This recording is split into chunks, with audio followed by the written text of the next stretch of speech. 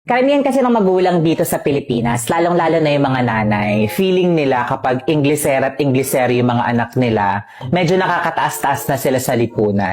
Yung tipong feeling nila mga nasa Forbes na sila nakatira, mga upper Alabang, Makati, mga ganong eksena. Like, yung feeling nila shala-shala na sila. Like, Mommy, I'm gonna go to the mall, I'm gonna buy this, let's eat this and like that. Diba? Kaso nga lang, kapag yung nanay na yung sumagot, hindi na maintindihan.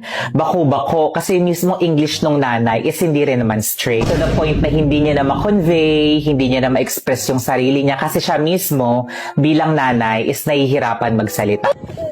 Kita mo, hindi niya tinuruan yung anak niya ng Tagalog. I think Inglesera yung anak niya, di ba? Tapos siya sa sarili niya bilang magulang is nahihirapan siyang i-express, nahihirapan siyang i-translate yung mga bagay-bagay from Tagalog to English, di ba? Isipin mo na lang kung pagsasabihan mo yung anak mo kasi may nagawang pagkakamali yung anak mo, kailangan mo siyang pagsabihan, kailangan mong itama yung mga eksena ng bata na ginawa sa school. Tingin mo ba, kung ganun yung way ng pagsasalita mo, like barok-barok, ganon, tingin mo ba, maintindihan ng anak mo yan, di ba? Like, nasa ng efficiency. Paano mo mapapalaki ng maayos yung anak mo kung kayo mismong dalawa na nga lang is hindi pa kayo nagkakaintindihan? Di ba? Napakawalang sense na mga ganyan.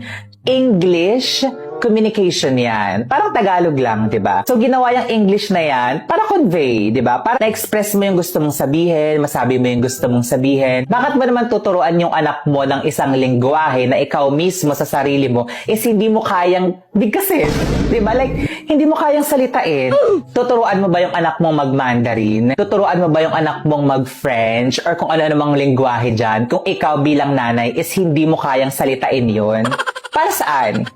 Pang sa social climb, pang ka-cloud chase, ganon. Para pag narinig ng ibang mga nanay sa eskwelahan, kapag pumunta kayo sa school, sa mall, or sa mga public places na feeling mo, iisipin ng mga tao na, hala, ang galing-galing naman yung mag-English. Bakit yung anak niya Englishera, kinemigan niya, siguro ang yaman-yaman itong mga to. Siguro nakatira to sa Forbes.